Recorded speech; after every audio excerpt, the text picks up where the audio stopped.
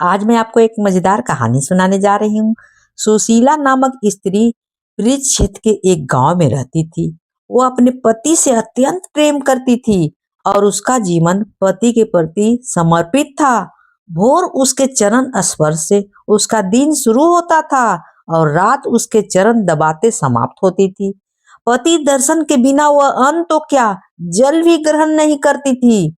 वो अपने गांव में ही नहीं, संपूर्ण वृद्ध क्षेत्र में पतिव्रता के रूप में जानी जाती थी। जब पतिव्रता स्त्री की बात निकलती तो सुशीला का महिमा मंडल किया जाता था। सुशीला को भी यह बात ज्ञात थी और वह इससे अति प्रसन्न थी। एक बार वह अपनी एक सहेली के घर गई। वहां पहुंचकर उसने देखा कि उसकी सहेली के घर में तरह तरह के व्यंजन बने हुए हैं। उन व्यंजनों की खुशबू पूरे घर में फैल रही थी। सुशीला ने अपनी सहेली से पूछा, सखी क्या बात है, आज कोई विशेष आयोजन है क्या, बताओ। सहेली बोली, नहीं, ऐसी तो कोई बात नहीं है। सुशीला ने कहा, तो अवश्य तुमने अपने पति के लिए बनाए होंगे।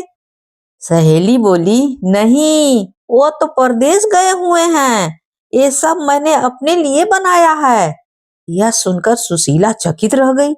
बोली, सखी कैसी स्त्री हो तुम, तुम्हारा पति परदेश में है और तुम उनकी अनुपस्थित में ऐसे व्यंजन पकाकर खा रही हो, तुम्हें शर्म नहीं आती है। पतिव्रता स्त्री को तो पति के दर्शन के बिना जल तक ग्रहण नहीं करनी चाहिए। मुझे ही देख लो, मैं जब भी उनका मुख नहीं देख लूं, अन्न जल ग्रहण नहीं करती हूँ। ऐसा ही मेरा रोज दिन चलता है। हाँ, तब क्या। इस बात पर सहेली तो नक्कर बोली, सुशीला बहन, यदि पति के न होने पर मैं व्यंजन खा रही हूँ, इसका अर्थ कदापि ये नहीं है कि मैं उनसे प्रेम नहीं करती हूँ। मैं उनके सामने भी खुश रहती हूँ और खाती पीती रहती हूँ और उनके पीछे भी खाती पीती रहती हूँ। व्यर्थ का ढकोसला मुझसे नहीं होता। नहीं, मेरे पति चाहते हैं कि मैं उन ढकोसलों को मानूं।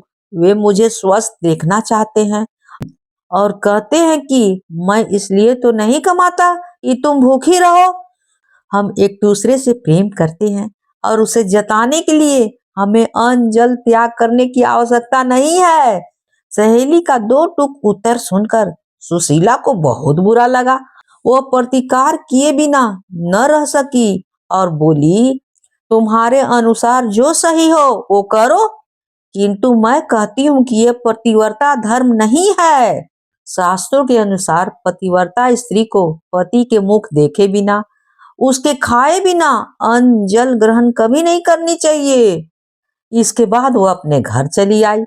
घर आकर उसने सारी बात अपने पति को बताई और पूछा कि बताओ, क्या मैं गलत हूँ। सुशीला का पति अपने प्रति कर्तव्य परायण और प्रेम से अनुभूत था, किंतु यह भी सोचा करता था कि पति के दर्शन बिना अन्न जल ग्रहण न करना व्यवहारिक नहीं है। यदि पति एक माह के लिए कहीं चला जाए तो बिना खाए अन्न जल स्त्री जीवित कैसे रह सकती है।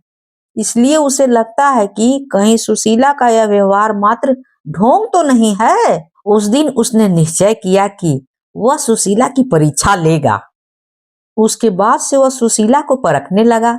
कभी वह खेत से देर से लौटता, कभी स्नान करने में विलंब करता, कभी परोसा हुआ खाना छोड़कर काम का कोई बहाना कर घर से निकल जाता।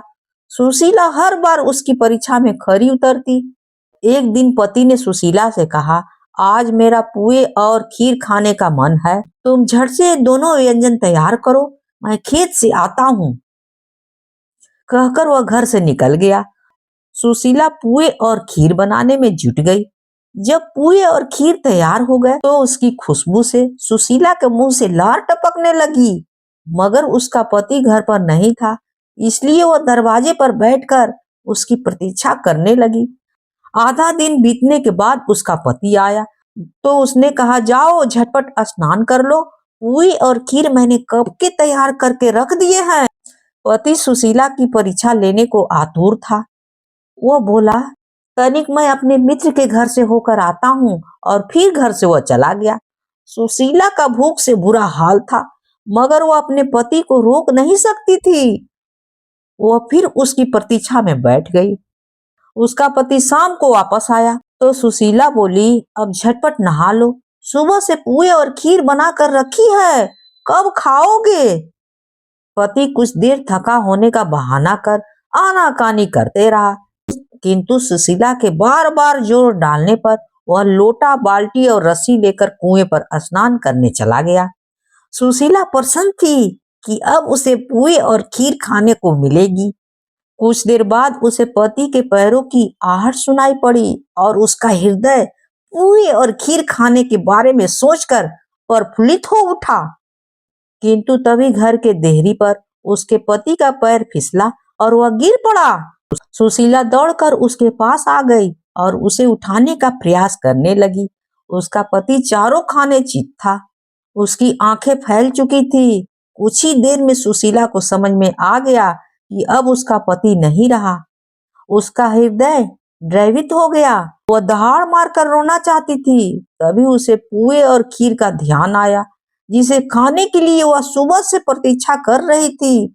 उसने सोचा कि पति तो जीवित है नहीं, रोने धोने से भी जीवित न हो पाएगा, पड़ोसी अवश्य जुट जाएंगे, फिर पुए और खीर खाने का अवसर प्राप्त नहीं हो पाएगा। इसलिए ऐसा करती हूँ कि पहले पुए और खीर खा लेती हूँ, फिर रोना धोना शुरू करूंगी। यह विचार आते ही वह झटपट रसोई घर में गई और पुए और खीर उड़ाने लगी।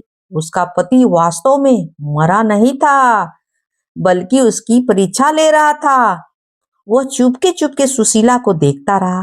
मन भरकर खाने के बाद सुशीला मुंह धोकर लंबा घूंघट ओढ़कर पति के पास आ गई और उसे सीने से लगाकर दहाड़ मारकर रोने लगी। वह कहते चली जा रही थी, तुम तो चले गए परम धाम को। उसका पति कुछ देर तक उसका नाटक देखता रहा। फिर अगली बार जब सुशीला ने कहा, तुम तो चले गए परम धाम को, तो पति ने उत्तर दिया, पुए और खीर तो तुमने खा लिए हैं। यह सुनकर सुशीला हक्की बक्की रह गई। उसे समझ आ गया कि उसका पति जीवित है और मरने का नाटक कर रहा है। उसके बाद उसने लज्जा से सिर झुका लिए और सोचने लगी कि क्यों मैंने अपनी जीभ पर नियंत्रण नहीं रखा, क्योंकि अब उसके पति धर्म की पोल खुल गई है, क्योंकि अब उसके पति धर्म की पोल खुल चुकी थी। उस दिन के बाद से उसने कभी अपने पतिव्रता होने का ढोल नहीं पीट पीट के सबको बताया। अगर कहानी अच्छी लगी हो तो please like, share and subscribe जरूर कीजिएगा, भूलिएगा नहीं। कहानी होती है समाप्त।